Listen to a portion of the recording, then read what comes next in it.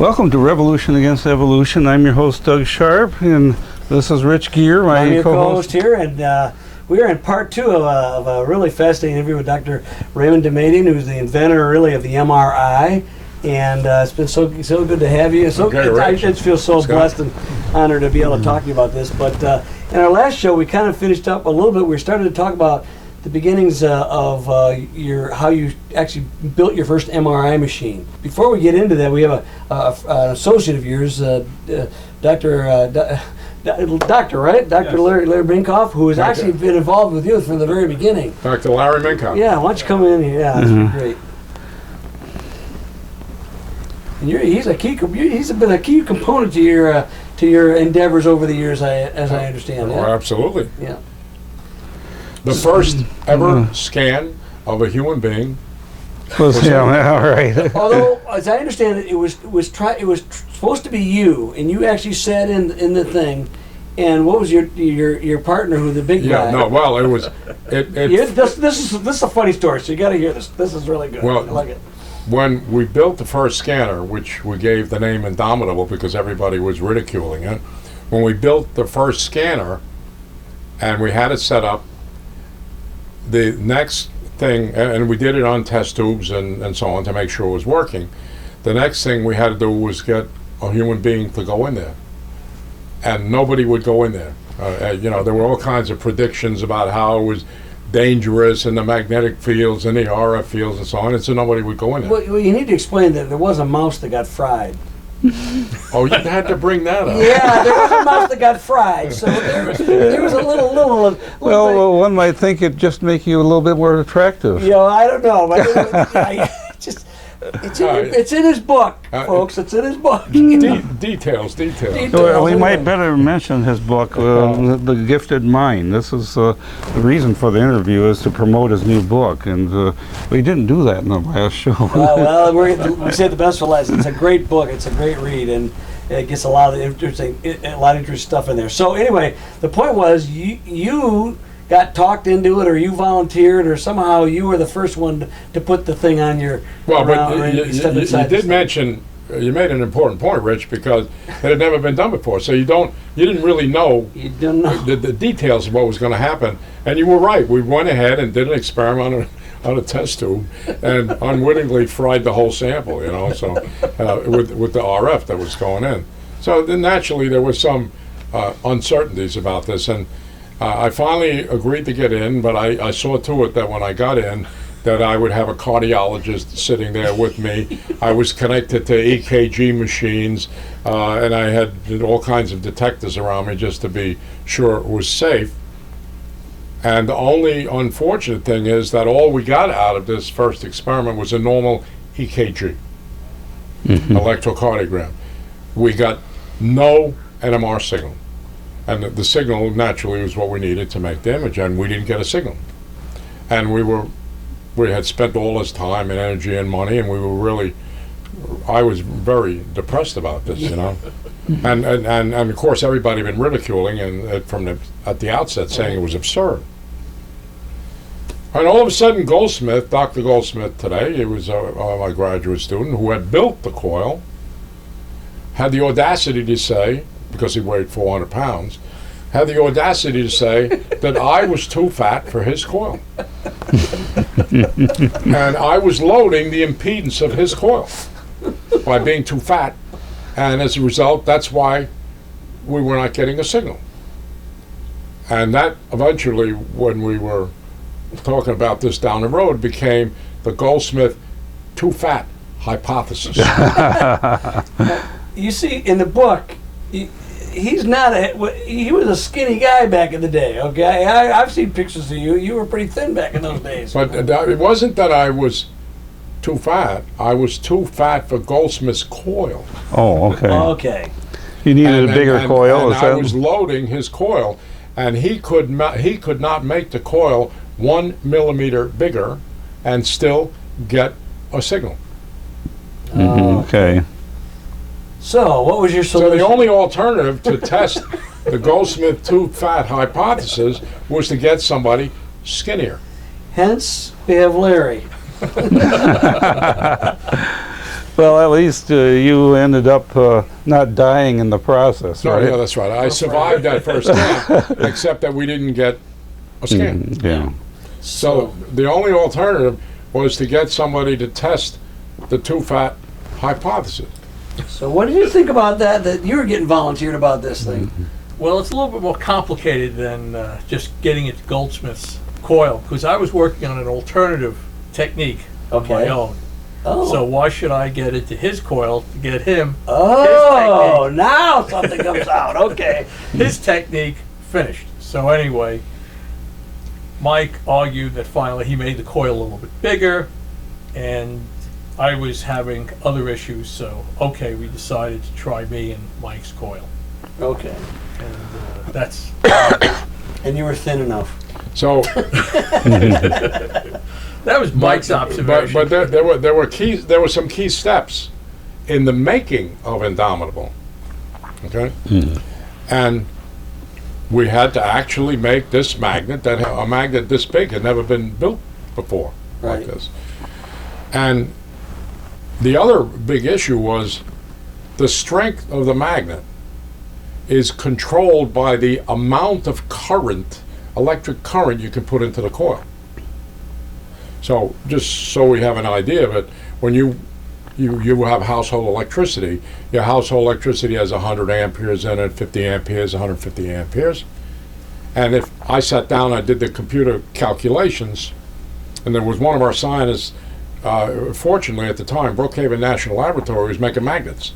And they said that I could borrow their software to calculate the magnet I wanted to calculate. So I got the software with a bunch of IBM cards, and then I calculated the magnet that we wanted to build to put a human being in. I wanted to get the strongest possible magnet because it would give me the strongest possible signal.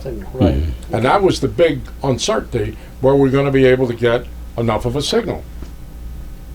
So when I calculated this magnet, I realized very quickly, if I used a special kind of wire that was not ordinary copper wire, instead of being limited to 150 amperes of current, if I used a special kind of wire, I could put 1,000 amperes in.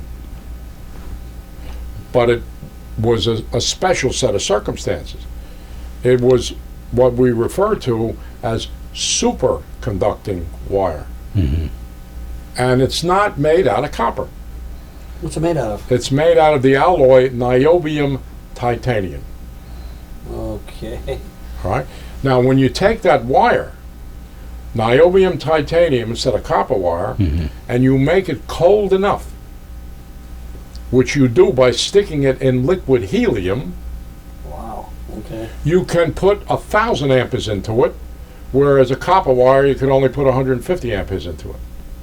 Okay. So I put 6 times as much current, I'll get 6 times as strong a magnet. All right. But now the problem was I'm going to have to make a vat that's big enough to hold liquid helium so I can put this wire in this liquid helium vat. And I'm going to have to be able to keep that liquid helium liquid. And helium don't like to be a liquid. No, it doesn't. Helium likes to be a gas. Yeah. And the way you get it to be a liquid is you go to ultra cold temperatures, which are 0 degrees Kelvin, which is 260 degrees below 0 degrees in the normal Celsius. So I was going to have to go to minus 269 degrees and have to build an apparatus that would maintain that minus 269 degrees so that I could put this special wire in it and have it superconduct. And we were going to have to build all this thing. That's why we called it Indomitable. So But even getting When the I got- wire was a problem, wasn't it? Huh? Even getting the wire was a problem, wasn't Oh, it? well, no, it wasn't a problem getting the Well- wire, but there were issues, okay? So I sat down and did the calculations with the computer program I got from Brookhaven, and my calculations for the kind of field strength that I want to call for 30 miles an hour, 150,000 feet, Yeah. okay? And I said, uh-oh, we got a problem. And Well, what was the problem? Well, when I priced out the wire, it's $1 a foot. So the wire was going to cost me $150,000, but all I had in my budget was $15,000. I had 1/10 the amount of dollars that I needed, so I wasn't going to be able to do it. And I was hoping that, well, okay, I'll have to go out and make some grant proposals and get some people to invest money in this project, etc., in order to get the R&D development funds to try to build this human magnet. Well, the magnet that I was envisioning with the 30 miles of wire, the wire doesn't come on one spool. It comes on multiple spools. And in order to make this work then, I was going to have to take one length of wire and then take another spool and join it, and take another spool and join it in order to get the 30 miles of wire. So one of the things I realized right away was when I made the joint, I had to be careful to preserve the superconductivity of the wire, because when I made the joint, I could inject a resistance into that joint, Right. and then I'd lose the superconductivity, and then I wouldn't be able to put 1,000 amperes in, and so it would undo the whole thing. So I said, all right, well, I'm going to have to learn how to make those joints so that I can make those joints superconducting. So I said, well, I know what I'll do. I'll call my buddy, the sales engineer at Westinghouse, that we have bought the smaller magnets from, and ask him to teach me how to make the joints until I can figure out how to get the money to buy the wire. So I called up, his name was Steve Lane. I said, Steve, I said, can you teach me how to make superconducting joints with the niobium NVTI wire that we get from you guys? He says, wait a minute, Damadian, what are you doing? Are you going into competition with Westinghouse? And you want me to teach you how to do that? I said, no, Steve. I said, no. I said, I'm trying to make a magnet big enough to put a human being into it so I can do an NMR scan of this live human being.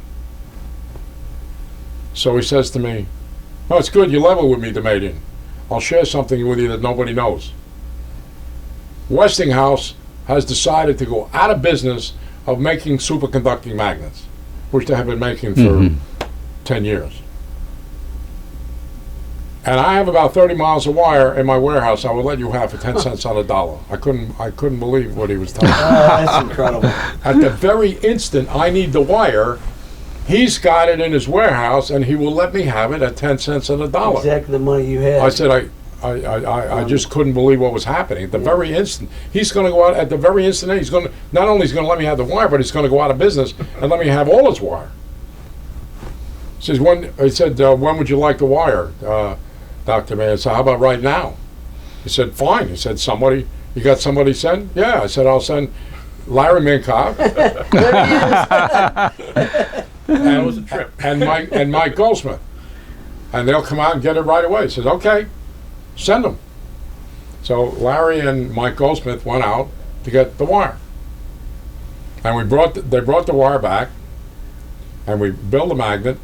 And a few days later, my wife's mother and father are talking to me, and I said, boy, we had this extraordinary coincidence. She says, what are you talking about?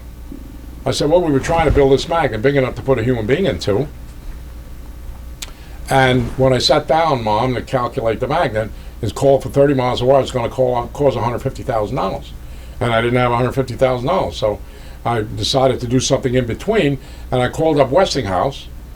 And Steve Lane at Westinghouse says, oh, well, we're going out of business, and I'll let you have the wire you need for 10 cents on a dollar. I said, I couldn't believe in that coincidence. And my mother-in-law says, that's not a coincidence. I said, what are you talking about, Mom?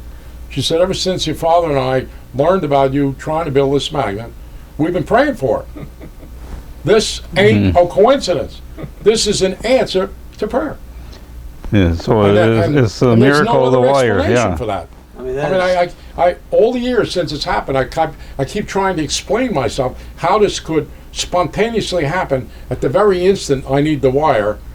And the exact amount of money. And exactly the amount of money. There was no other explanation but his hand. And it was his hand that is something that really changed the world in a lot of ways because of the invention of the MRI. This started a whole new industry and a new phase of cancer research that probably never would have happened if that would have taken place. Well, just in a way of introducing it to you, one of the wonderful things that the Lord's hand gave us on the MRI was another breakthrough that was part of the discovery that we didn't expect. My original thought was the signal that we make the image, the hydrogen signal, should be different in cancer tissue than in normal tissue. Right. And that's the original measurements I made and showed that that was true.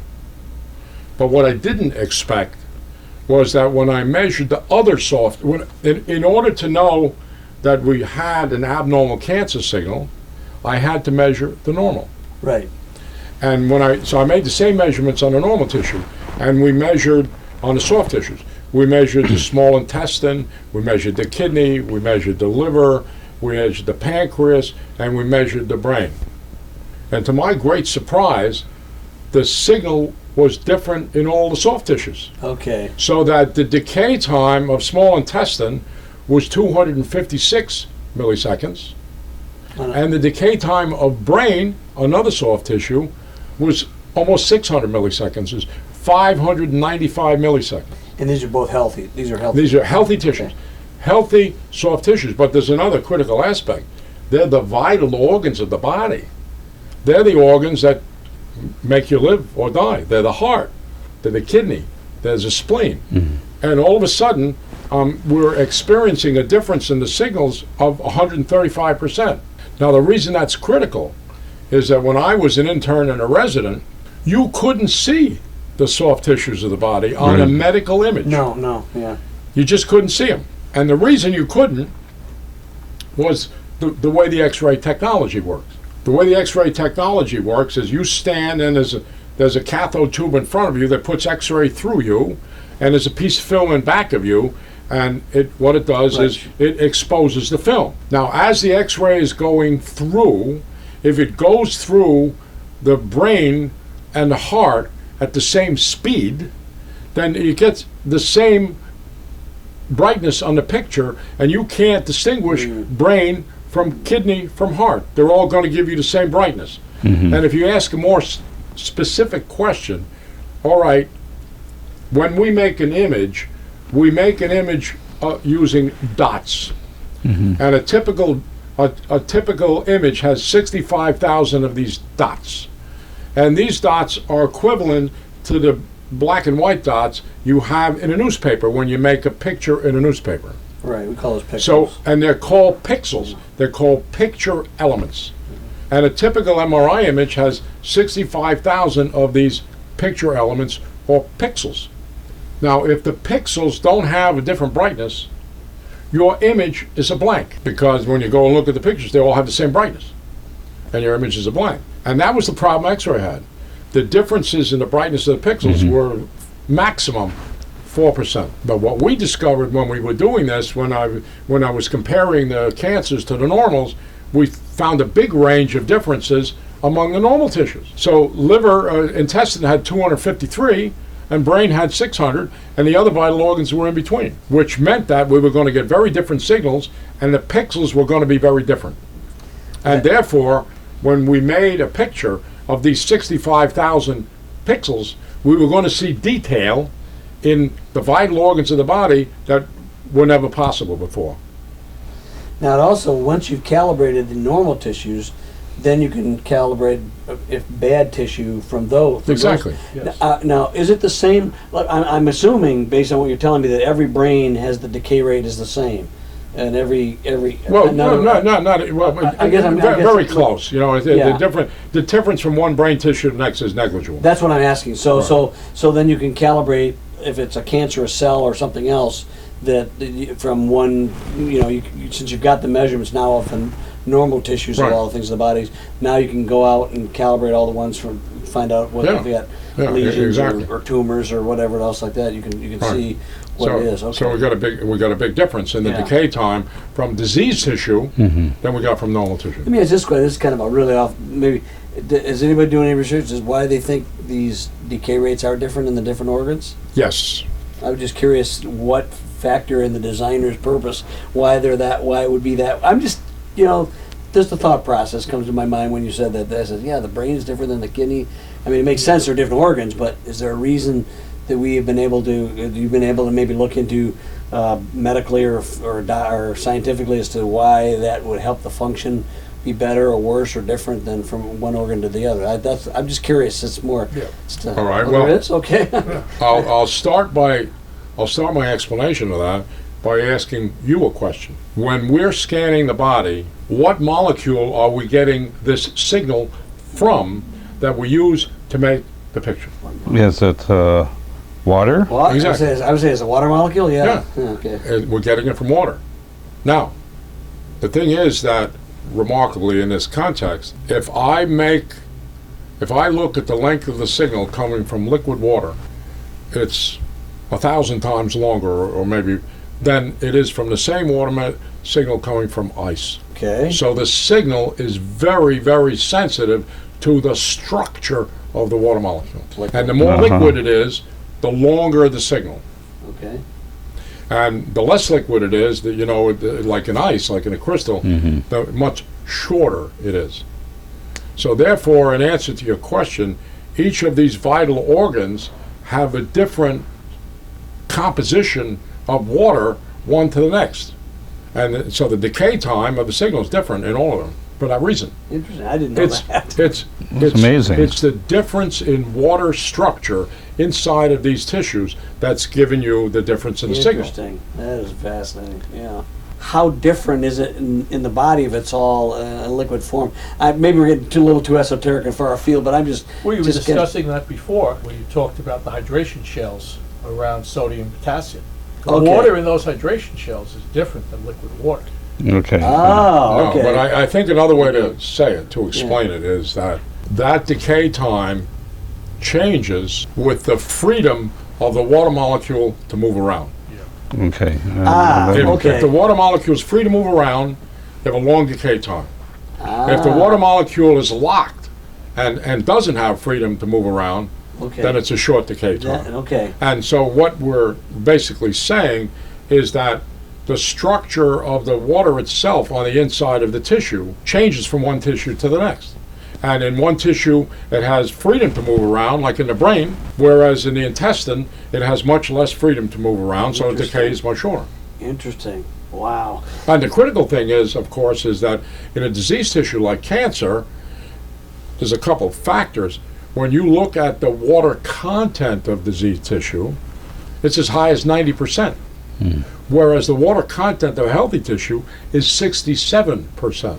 Oh, wow. So the net result is the cancer tissue has a lot more water, and the water molecule has a lot more freedom to move around. And as a result, has a longer decay time. Longer decay time. Okay. Does that have anything to do with cells lysing? When they die, they release water. Now what will happen is they'll fill up with water. Yeah. Because the other key aspect of this is the ability of the cell to contract itself. That the living cells have muscle proteins in them called actinomycin, and they maintain a certain amount of contractivity. When a cell dies, the cell just relaxes and fills up with water. Yeah. Wow. Yeah, that's Are you what I going to was show us just talking pictures about. here? Yeah. Well, one of the things that, because we're able to see the vital organs of the body, thanks to the MRI, and we're able to see the vital organs of the body in detail in the images, it has created another potential. That is, we can take a patient who has a disease like cancer, and we can monitor the success of the response to the treatment that's being used. Oh, yes. Okay. Is the treatment working, or isn't it working? And in a general way, the MRI is not being used today to monitor the treatment. What I'm suggesting here is that the patient would start therapy and would come back for a scan every week. And is that cancer responding to the treatment or not? Right. And if you see that it's not responding, change the dose of the drug, change the kind of drug, and also take into account is everybody's a little different. What worked for him may not work on you. Well, you also. So just a minute. Right, So if you set up a program where you can monitor the treatment, you're going to end up getting, I think, better outcomes from the treatment. Yeah, that's Now, amazing. There's a real good question. Is what you're suggesting, Dr. Damadian, is that practical? I mean, can you scan somebody, Dr. Damadian, every week when it costs $600 a scan? And Insurance companies aren't going to buy it. What? Insurance companies are going to buy it. No, but I think we have an answer. Pocketbook, yeah. I think we have an answer that's going to make the insurance company happy instead of unhappy, and I'll explain. Okay. This is an example here of 4 images of a tumor that a patient had.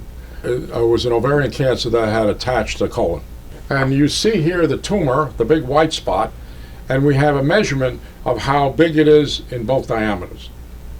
And you can see that when we go to this first one before the treatment and down to the one after the treatment, that over a period, I think it's 2 or 3 months of treatment, the tumor went from that to that little BB. that. Yeah.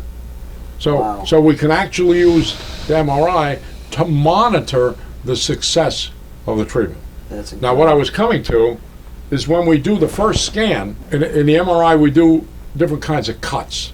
We do a slice this way, that's called an axial cut.